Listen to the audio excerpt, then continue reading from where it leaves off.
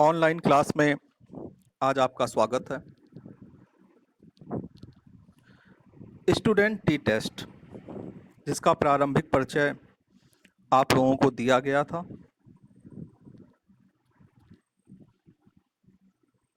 इससे संबंधित वीडियो को यूट्यूब पे अपलोड भी किया गया था। आशा करता हूं आप लोगों ने सुना होगा। उस वीडियो लेक्चर में आप लोगों को बताया गया था कि टी टेस्ट के 4 प्रयोग प्रमुख होते हैं, जिसमें कि पहला प्रयोग है लघु न्यायादर्श के माध्य का सार्थकता परीक्षण। दूसरा प्रयोग है दो लघु न्यायादर्शों के माध्यों के अंतर का सार्थकता परीक्षण। तीसरा है अंतर परीक्षण युग्मित न्यायादर्श या प्रतिदर्श। चौथा है लघु न्यायादर्शों में अवलोकित सहसंबंध गुणांक की सार्थकता का परीक्षण। आज हम लोग टी टेस्ट के पहले प्रयोग को पढ़ेंगे उदाहरण सहित। पहला प्रयोग है लघु न्यायादर्श के माध्य का सार्थकता परीक्षण। लघु न्यायादर्श या प्रतिदर्श माध्य का सार्थकता परीक्षण। सूत्र उस दिन आप लोगों को बताया गया था। आज पुनः आप लोगों को जिस फॉर्मूले का यहाँ पे, जिस सूत्र का यहाँ पे प्रयोग किया जाएगा वो बताया जाएगा। लघु न्यायादर्श के माध्य का सार्थकता परीक्षण से क्या अभिप्राय है कि आपने जो प्रतिदर्श लिया है, समष्टि में से आपने जो प्रतिदर्श लिया है, जो उसका माध्य है, तो जो प्रतिदर्श का माध्य है और जो समष्टि का माध्य है, दोनों के बीच में जो अंतर आ रहा है वो सार्थक है या निरर्थक है। यानी कि जो अंतर आ रहा है वो वास्तव में अंतर की वजह से अंतर आ रहा है या आपकी किसी त्रुटि की वजह से या संयोगवश अंतर आ रहा है। इस चीज का परीक्षण हम करते हैं। तो इस चीज का परीक्षण करने के लिए सर्वप्रथम शून्य परिकल्पना बना ली जाती है, जिसमें कि हम ये मान लेते हैं कि न्यायादर्श जैसे कि समूह है, जनसंख्या है 10,000 की, 10,000 में से हमने 100 का प्रतिदर्श लिया है। मान लीजिए किसी तत्व का या किसी विशेषता का 1,000 की जनसंख्या में जो औसत है वो 50 है। आपने 100 का जब प्रतिदर्श लिया तो आपने उस जनसंख्या में से जब 100 का प्रतिदर्श लिया, नमूना लिया, तो आपके इस नमूने का जो माध्य है, जो औसत है, वो 55 आ गया। ठीक ना? तो अब आपको यह समझना है 55 आ गया या समझ लीजिए 45 आ गया, कम हो गया या ज्यादा हो गया, उतना नहीं आया जितना कि उस जनसंख्या का माध्य है। तो अब आपको इस चीज का परीक्षण करना है, यह जो अंतर है, यह अंतर वास्तविक अंतर है या सार्थक अंतर है या अंतर सार्थक नहीं है। इसके लिए प्रायः हम 0.01 और 0.05 सिग्निफिकेंस लेवल का प्रयोग करते हैं। जैसा कि मैंने आपको बताया कि सबसे पहले शून्य परिकल्पना का निर्माण कर लिया जाता है। शून्य परिकल्पना के अंतर्गत हम यह कथन कर लेते हैं कि जो न्यायादर्श का माध्य है और जो समग्र का माध्य है उसमें कोई अंतर नहीं है, दोनों समान है। शून्य परिकल्पना, ठीक। शून्य परिकल्पना आप लोग विधिवत जानते हैं कि इसी तरह बनाई जाती है। शून्य परिकल्पना के बाद में हम टी की गणना करते हैं। टी की गणना के लिए जो सूत्र है, t is equal to x bar minus mu upon s into under root n. अब देखिए इस सूत्र में एक्स बार क्या है? एक्स बार जो प्रतिदर्श है उस प्रतिदर्श का मीन है या माध्य है? मध्यमान है, ठीक है। म्यू क्या है? समग्र का मध्यमान है। एन क्या है? प्रतिदर्श की कुल इकाइयां हैं या न्यायादर्श की कुल इकाइयां हैं कि इतना प्रतिदर्श हमने लिया है। एस क्या है? देखिए, आपको जब हमने टी टेस्ट बताया था तो हमने आपको ये बताया था कि जो प्रतिदर्श का मानक, जो हमारी जनसंख्या है उसका मानक विचलन हमें टी टेस्ट में ज्ञात नहीं रहता, इसलिए हम प्रतिदर्श का मानक विचलन ज्ञात करते हैं।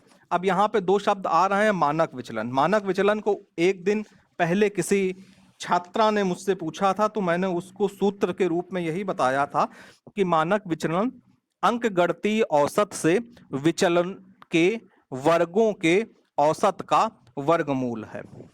ठीक है, क्या बताया मैंने? मानक विचलन अंकगणितीय औसत से विचलन के वर्गों के औसत का वर्गमूल है।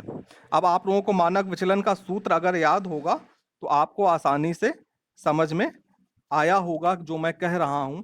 और यहाँ पे जब हम प्रतिदर्श का, यानी कि जो हमारा ये जो वितरण है, यानी कि हमने जनसंख्या में से एक प्रतिदर्श चुना है, इस प्रतिदर्श का जब हम मानक विचलन निकालते हैं, ठीक है, मानक अभी जब हम लोग प्रोसेस करेंगे तो उस प्रोसेस में हम आपको समझाएंगे जो हम परिभाषा बोल रहे हैं मानक विचलन की, वो जब हम प्रतिचयन का ये जो वितरण है उसका हम मानक विचलन निकालेंगे, उसी को हम मानक त्रुटि कहते हैं। ये मानक त्रुटि की यह परिभाषा पेज नंबर 379 पर प्रोफेसर श्रीवास्तव एवं प्रसाद, गोरखपुर यूनिवर्सिटी के ये प्रोफेसर हैं, ठीक है, वीके श्रीवास्तव, उन्होंने दी है। वो ये कह रहे हैं कि जो प्रतिचयन का वितरण है उसका जब हम मानक विचलन निकालते हैं तो उसी को हम मानक त्रुटि कहते हैं, जिसे कि हमने यहाँ पे एस से प्रस्तुत किया है। अभी जब हम लोग आगे एक सवाल को हल करेंगे तब हम लोग इसका विधिवत देखेंगे कि किस तरीके से हम ज्ञात करते हैं। तो अब जो एस है क्या है? वो मानक विचलन, प्रतिदर्श का मानक विचलन है। तो अब आप को जो मालूम होगा या जो चीजें दी हुई होंगी वो दी हुई होंगी, अभी हम लोग जब उदाहरण में चलेंगे तब हम देखेंगे कि हमें क्या दिया गया है और उससे हम क्या क्या निकाल सकते हैं। जो हमने डॉक्यूमेंट आपको भेजा है उसको सामने रखिएगा, ठीक है। तो जो मानक विचलन की बात हो रही थी, जो मानक विचलन का फॉर्मूला है वो क्या हुआ? Under root sigma x minus x bar का whole square upon n minus one, या इसको कह सकते हैं under root sigma d square upon n minus one. D क्या है? विचलन है एक्स बार से। अब इसके बाद में हम लोग टी की वैल्यू ज्ञात कर लेते हैं। टी की जो वैल्यू आती है उसको हम एक निश्चित डिग्री ऑफ फ्रीडम पे, ठीक है, 0.05 सार्थकता स्तर पर देखते हैं। एक टेबल मैंने आपको भेजी है। डिग्री ऑफ फ्रीडम निकालने का यहाँ पे जो फॉर्मूला है वो बहुत सिंपल है, n-1 डिग्री ऑफ फ्रीडम। इससे पहले आप लोगों ने काई वर्ग परीक्षण में भी निकाली थी। अब टी टेस्ट के अंतर्गत जब आप डिग्री ऑफ फ्रीडम निकालते हैं तो n-1 जो आपकी कुल प्रतिदर्श है उसमें से एक घटा देते हैं तो वो आपका डिग्री ऑफ फ्रीडम हो जाता है। उस डिग्री ऑफ फ्रीडम पर आप लोग जा करके उस सिग्निफिकेंस लेवल पे जो वैल्यू सारणी में दी गई है उस मान को देखते हैं। अगर वह मान जो आपने आंकलित मान किया है, जैसे कि आपका आंकलित मान मान लीजिए 1.56 आया है, ठीक है, और आपके टेबल पे जो मान आ रहा है वो 2.365 आ रहा है, ठीक, यानी कि आपका आंकलित मान कम है टेबल के मान से।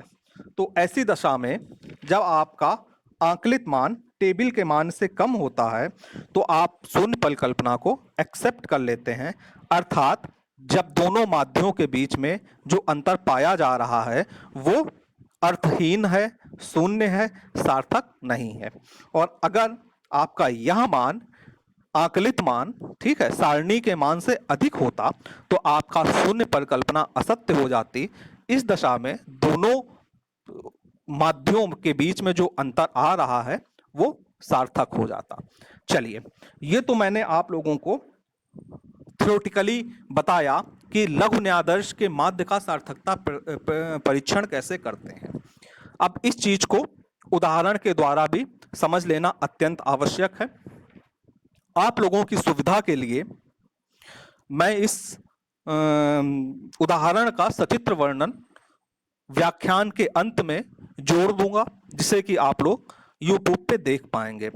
लेकिन अभी के लिए जो मैंने डॉक्यूमेंट आपको भेजा है, आप लोग उसे अपने सामने रख लें, ताकि आप उस बात को समझ पाएं, उन परिभाषाओं को समझ पाएं, उन गणनाओं को समझ पाएं जो मैं आपको समझाना चाहता हूं।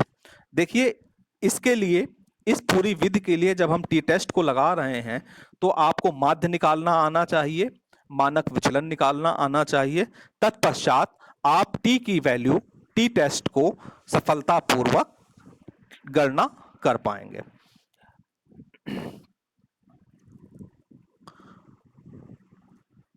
आप लोगों ने, आशा करता हूं कि डॉक्यूमेंट खोल लिया होगा।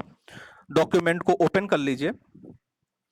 जैसा कि आप लोग इस उदाहरण में देख रहे हैं कि आप लोगों को पास में क्या दिया रहेगा, केवल ग्राम पंचायतें कुछ दी हुई हैं। उन ग्राम पंचायतों को ABCDEFGH नामों से नामांकित किया गया है। उन ग्राम पंचायतों में आने वाले मकानों की संख्या दी गई है 36, 30, 23, 35, 33, 42, 48, 41। ठीक है, ये क्या है? ये है ग्राम पंचायतों में दी हुई मकानों की संख्या। और आपको यह बता दिया गया है कि आपको विवेचना करनी है कि प्रत्येक पंचायत समिति क्षेत्र में जो अधिवासों का माध्य है वो 40 है या नहीं है। ठीक है, अब आपको यह क्या ज्ञात करना है? आपके पास क्या क्या है? आपके पास ये है कि किसी पंचायत समिति, कोई पंचायत समिति का क्षेत्र है, उसमें से आपने 8 पंचायतें ली हैं। ठीक है, उन 8 पंचायतों से में जो मकानों की संख्या दी हुई है वो आपके सामने मकानों की संख्या ये दी हुई है। किसी पंचायत समिति के जो जितनी भी पंचायतें समिति क्षेत्र जो है उसमें कई पंचायतें होंगी, उन पंचायतों में से आपने 8 पंचायतें चुनी हैं और उन 8 पंचायतों में आने वाले मकानों की संख्या आपके पास में है।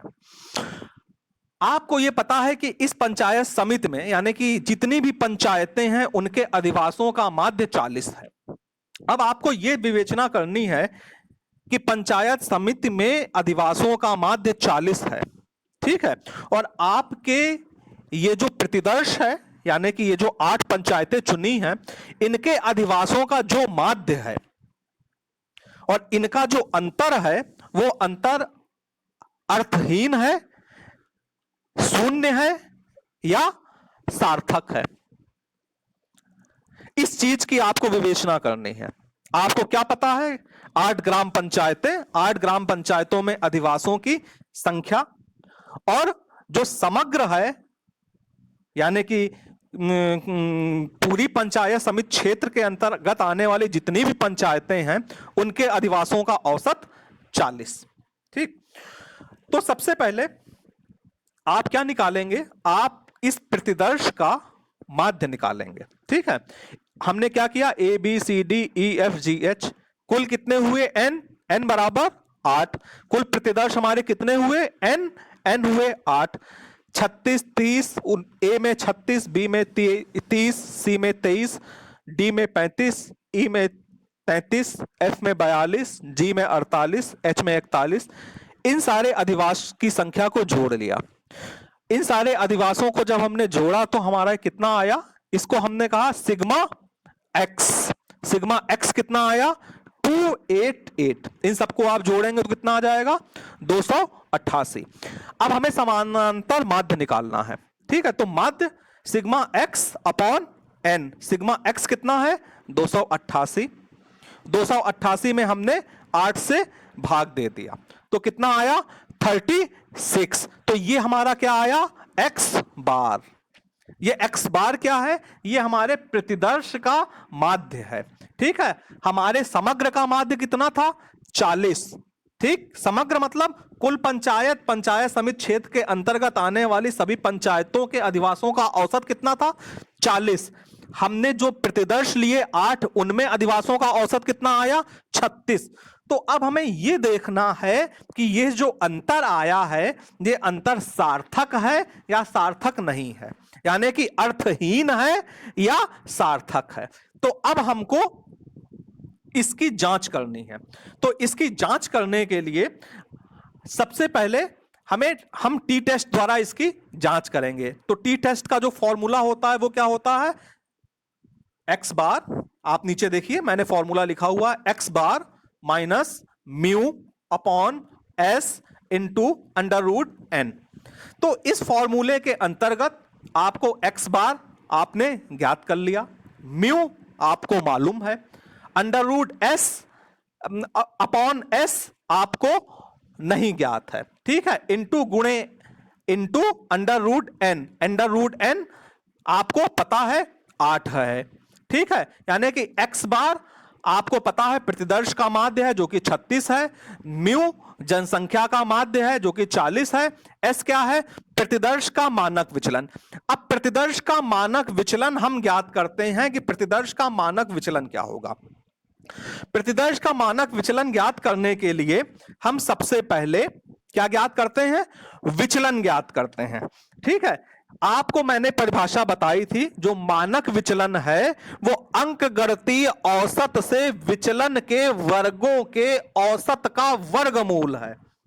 ठीक है, तो ये जो मानक विचलन का फॉर्मूला है वो क्या फॉर्मूला है, under root sigma x minus x bar का whole square upon n minus 1। तो अब आप देखिए, जो आपने एक्स बार निकाला है 36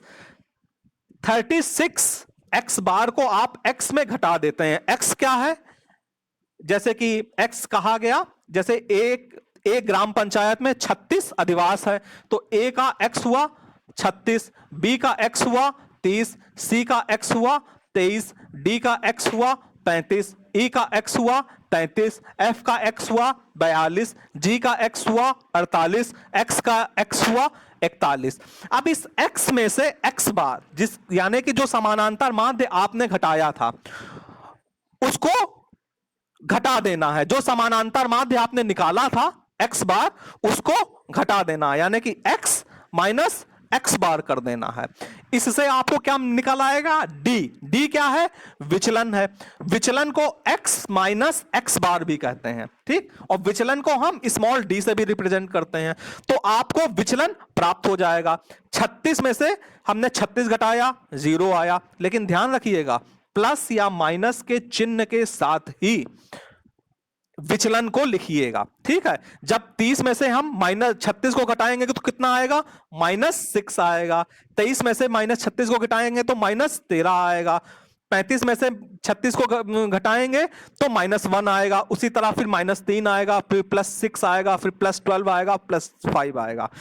ठीक है, अब हमें क्या करना है, परिभाषा के अनुसार मानक विचलन अंकगणितीय औसत, हमारा अंकगणितीय औसत कितना आया था, 36 आया था। अंकगणितीय औसत से विचलन, हमने अंकगणितीय औसत से ये विचलन ज्ञात किया, 0 -6 -13 -1 -3 +6 +12 +5। अंकगणितीय औसत से विचलन। अब इस विचलन के वर्गों, अब हमें क्या निकालना है, हमें पुनः विचलन के वर्ग निकालने हैं। ये जो हमने विचलन निकाला है 0 -6 -13 -1 -3 +6 +12 +5, हमने इसका पुनः वर्ग निकाला, यानी कि इसको वर्ग कर दिया। -6 को -6 से ही गुणा कर दिया तो +36 हो गया। -13 को -13 से ही गुणा कर दिया तो प्लस माइनस माइनस प्लस +169 हो गया। -1 को -1 से गुणा कर दिया तो 1 हो गया। -3 को -3 से गुणा कर दिया तो +9 हो गया। इसी तरह हमने सबका विचलन का वर्ग निकाल लिया।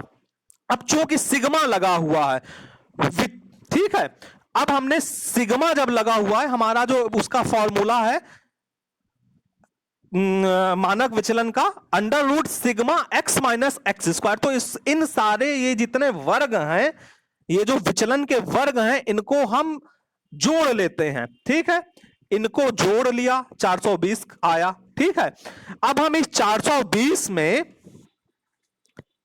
n-1 से, यह जो मान 420 है, इस 420 में हम n-1 यानी कि 8-1 यानी कि 7, इस 420 में हम 7 से भाग दे देते हैं तो आता है 60। अब इस 60 का हम अंडर रूट निकाल लेते हैं। अंडर रूट 60 जब करते हैं तो हमें मान 7.746 प्राप्त होता है। हमें s का मान जो प्राप्त हुआ है वो 7.746 प्राप्त हुआ है। इस प्रकार से हमारा सूत्र, जो हमारी t है, हम यानी कि t टेस्ट का जो फॉर्मूला है, वो फॉर्मूला ये है x bar minus mu upon s into under root 9। तो x बार 36 प्रतिदर्श का माध्य होता है। x बार भाई क्या था? प्रतिदर्श का माध्य ही तो था। वो प्रतिदर्श का माध्य 36 अभी आपने निकाला। फिर आप देखिए म्यू आपको पता है जनसंख्या का माध्य है जो कि 40 है। s आपने प्रतिदर्श का मानक विचलन 7.736 ज्ञात किया। n 8 है प्रतिदर्श की संख्या, जो कि आपने अभी ऊपर सारणी बनी थी उसमें गिना था। ठीक है, अब आप इन वैल्यूज को फॉर्मूले में रख देते हैं। t is equal to bracket 36 minus 40, ये क्या हो गया? x bar minus mu upon s कितना था? 7.746 upon 7.746 into under root n कितना था? 8। जब आप इसको सॉल्व करेंगे तो आपकी जो फाइनल वैल्यू आएगी टी की, वो आ जाएगी 1.46। इसको आप लोग आराम से सॉल्व कर लीजिएगा। ठीक है, मैंने सॉल्व किया है और जो वैल्यू आई है वो 1.46 आई है। इसके बाद degree of freedom. Degree of freedom क्या है? जो कुल आवृत्तियां हैं उसमें से आप एक घटा दीजिए। n थी 8 माइनस 1 इज इक्वल टू 7। ठीक, अब 60 डिग्री ऑफ फ्रीडम पे 0.05 सार्थकता स्तर पर आपको मान देखना है कितना आएगा। अब जो मैंने टेबल आपको भेजी है, उस टेबल को आप देखिए। जो 7 डिग्री ऑफ फ्रीडम है, देखिए वहां पे गोले का निशान लगा हुआ है। ठीक है, आप लोग देख रहे होंगे। टेबल को देखिए जो मैंने आप लोगों को भेजी है।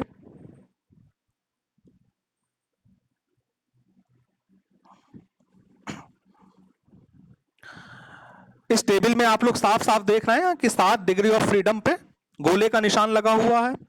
0.05 सार्थकता स्तर, जो लेवल ऑफ सिग्निफिकेंस ऊपर लिखा हुआ है, वहां पे गोले का निशान लगा हुआ है। और एक गोले का निशान जो उसकी वैल्यू है 2.365। ठीक, 0.05 पे कितना है? 2.365। 2.365। अब ये आपकी टेबल की वैल्यू आ गई। ठीक है, उधर आपने टी की वैल्यू कैलकुलेट करके रखी है। टी की कैलकुलेट वैल्यू आपकी आई थी 1.46। अब 1.46 का जो मान है वो 2.365 से कम है। ठीक है, अर्थात जो हमारी शून्य परिकल्पना है 0.05 सार्थकता स्तर पर सत्य होती है। सत्य होने का मतलब क्या है कि प्रतिदर्श का जो माध्य है और जो समष्टि का माध्य है 36 और 40, इन दोनों के बीच का ये जो अंतर है, वो अंतर सार्थक नहीं है, वो अंतर अर्थहीन है, वो अंतर शून्य है। अगर जो हमने मान गणना किया है, यानी कि जो हमने आकलित किया हुआ मान हमारा 1.46 है, अगर यही मान लीजिए आकलित किया हुआ मान 3.46 होता, ठीक है, ज्यादा होता सारणी के मान 2.365 से, तो जो हमने शून्य परिकल्पना बनाई थी वो असत्य हो जाती और प्रतिदर्श के माध्य और समष्टि के माध्य में जो अंतर होता वो सार्थक हो जाता।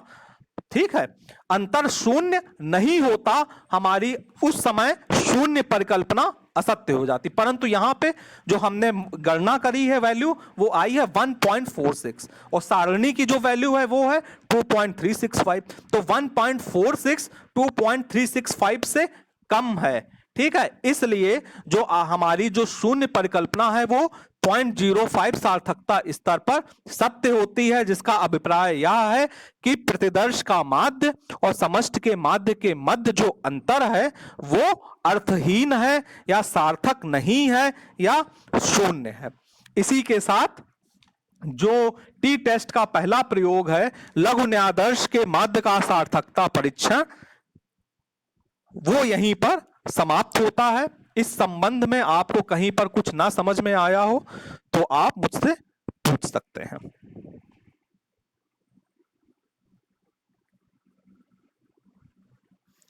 अंकित कुमार,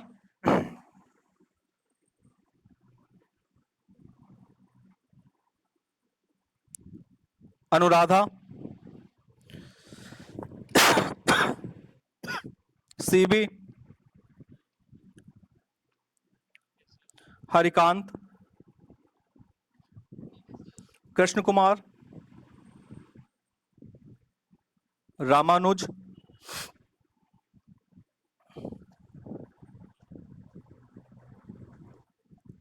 रोशन कुमार,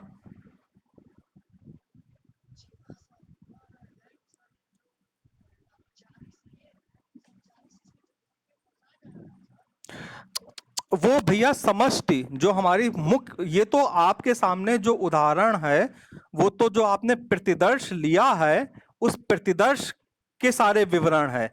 ये 40 आपको ज्ञात होगा जो आपकी मूल जनसंख्या है जिससे आपने यह प्रतिदर्श लिया है कि उसका माध्य क्या है, ठीक है।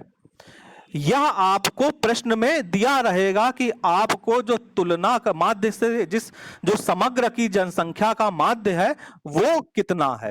तो म्यू का मतलब होता है जो जो हम 40 है वो म्यू है, और म्यू का अभिप्राय होता है जो हमारी समग्र है या समष्टि है उस जनसंख्या। स्वीटी कुमारी,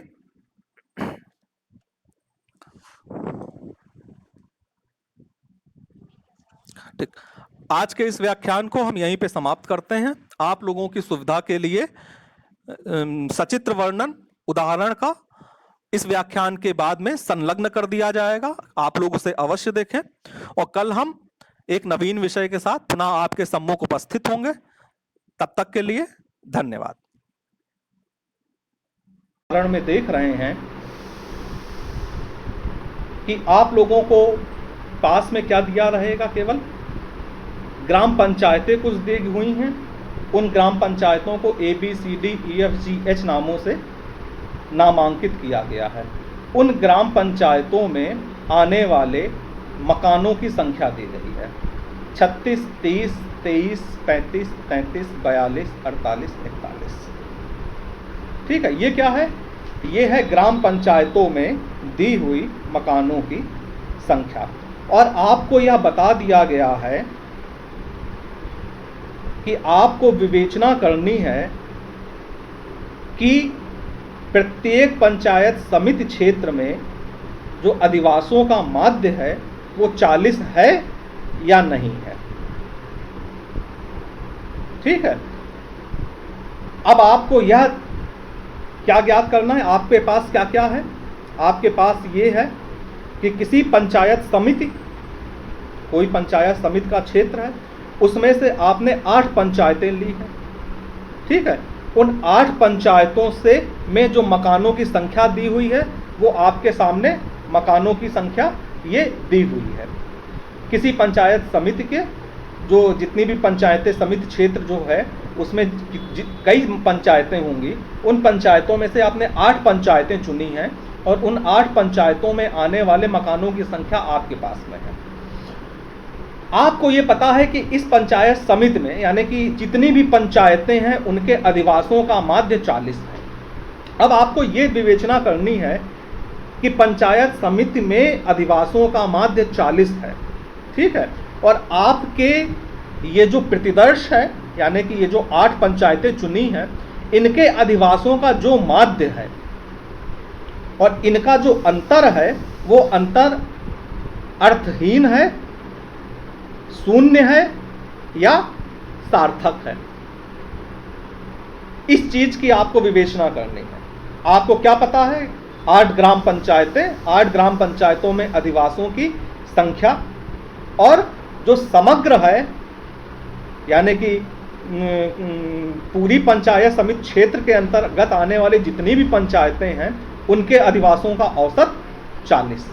ठीक, तो सबसे पहले आप क्या निकालेंगे, आप इस प्रतिदर्श का माध्य निकालेंगे। ठीक है, हमने क्या किया, A B C D E F G H कुल कितने हुए n बराबर 8।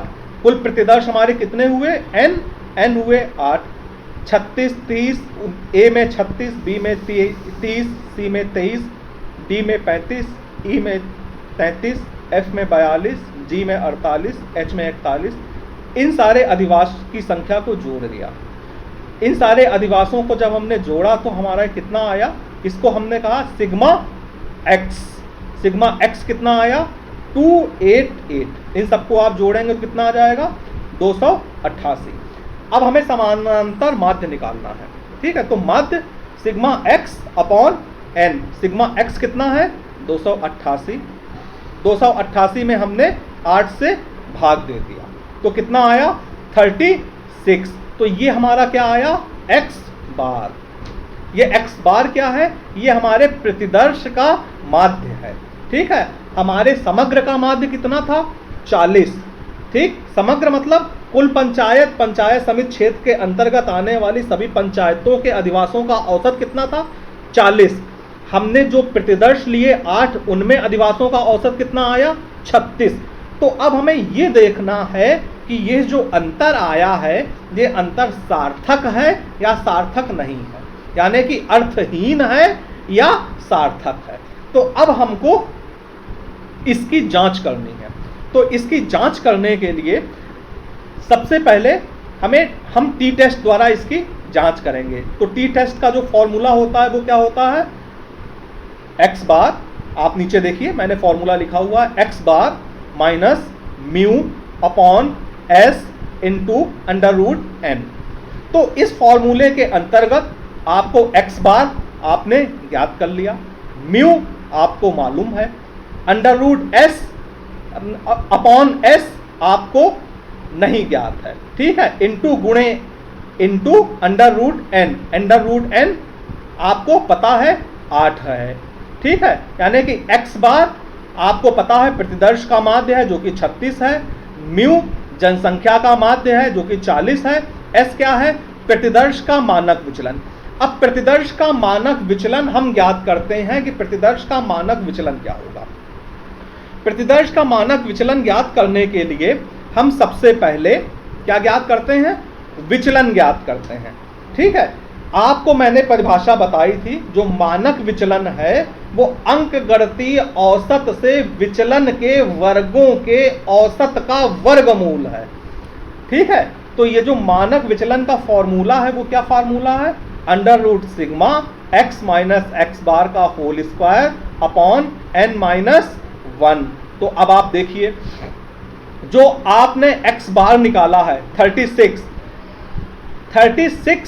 x बार को आप x में घटा देते हैं। x क्या है, जैसे कि x कहा गया, जैसे एक ग्राम पंचायत में 36 अधिवास है तो a का x हुआ 36, b का x हुआ 30, c का x हुआ 23, d का x हुआ 35, e का x हुआ 33, f का x हुआ 42, g का x हुआ 48, x का x हुआ 41। अब इस x में से x बार जिस यानी कि जो समानांतर माध्य आपने घटाया था उसको घटा देना है, जो समानांतर माध्य आपने निकाला था x बार उसको घटा देना है, यानी कि x माइनस x बार कर देना है। इससे आपको क्या निकल आएगा, d क्या है, विचलन है। विचलन को x माइनस एक्स बार भी कहते हैं। ठीक, और विचलन को हम स्मॉल d से भी रिप्रेजेंट करते हैं। तो आपको विचलन प्राप्त हो जाएगा।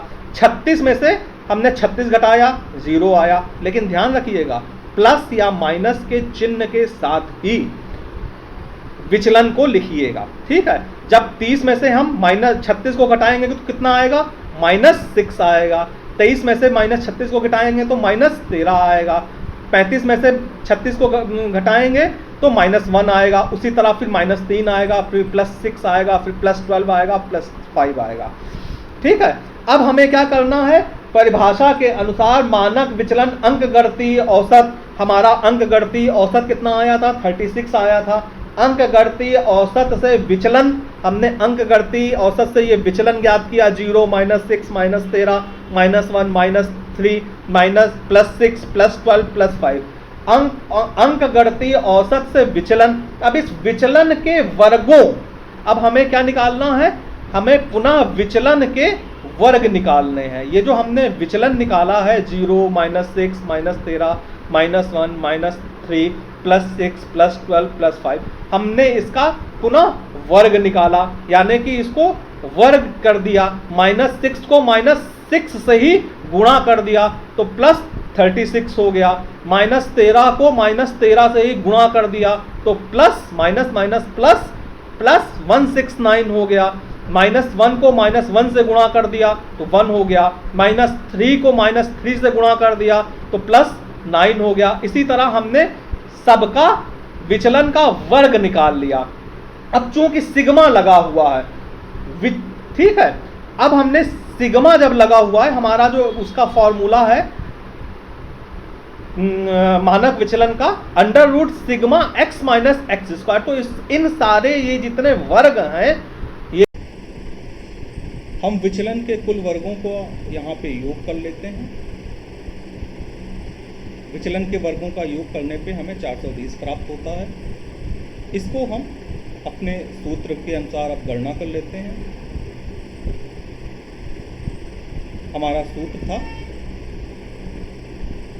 √सिग्मा x - x बार का होल स्क्वायर अपॉन n-1 √ हमारा सिग्मा x - x बार का होल स्क्वायर का मूल्य आया 420 अपॉन 8-1, तो हमें 7.746 मानक विचलन प्राप्त हुआ प्रतिदर्श का। हमें प्रतिदर्श का मानक विचलन इस प्रकार से गणना करने पे प्राप्त हुआ 7.746। 420 में सबसे पहले हमने n-1, n हमारा था 8 -1 यानी कि 7 से भाग दिया, आया 60 60 √60 का मान निकाला तो 7.746। अब हमने t का मान ज्ञात करना, t का फॉर्मूला लिखा, t = x बार - mu upon s into √n। अब इस मान के अंतर्गत सभी मूल्य हमें ज्ञात हैं। हमें x बार का मान पता है, हमें म्यू का मान पता है, हमें प्रतिदर्श के मानक विचलन यानी कि s का मान पता है, हमें √n का मान पता है। हमारा x बार 36 है, x बार प्रतिदर्श का माध्य 36 है, म्यू समष्टि का माध्य 40 है, 36 - 40। प्रतिदर्श का मानक विचलन 7.746 अपॉन 7.746 इंटू √n, n है हमारा 8। इसको हमने सॉल्व किया, तो सॉल्व करने के बाद जो हमने t का मान आंकलित किया वो आया 1.46। अब डिग्री ऑफ फ्रीडम यानी कि कुल n हमारा 8 -1, डिग्री ऑफ फ्रीडम 8 - 1 यानी कि 7। इस 7 डिग्री ऑफ फ्रीडम पर 5% सार्थकता स्तर पे जो t का सारणी का मान है वो 2.3646 है और t का जो आंकलित मान है वो 1.46 है। यानी कि हमारा ये जो t का आंकलित मान सारणी के मूल्य से कम है। अतः जो हमारी शून्य परिकल्पना है वो सत्य है, यानी कि दोनों माध्यों के बीच में सार्थक अंतर नहीं है। इससे यह निष्कर्ष निकलता है कि समष्टि माध्य और पंचायत समिति क्षेत्र में अधिवासियों का माध्य संख्या 40 हो सकता है। ठीक है, यानी कि जो दोनों के बीच में जो अंतर है वो सार्थक नहीं है। हमारी शून्य परिकल्पना यहाँ पे सत्य सिद्ध होती है। आशा करता हूँ कि यह संपूर्ण गणना आपको समझ में आई होगी। इसी के साथ इस व्याख्यान को मैं यहीं पे समाप्त करता हूँ। धन्यवाद।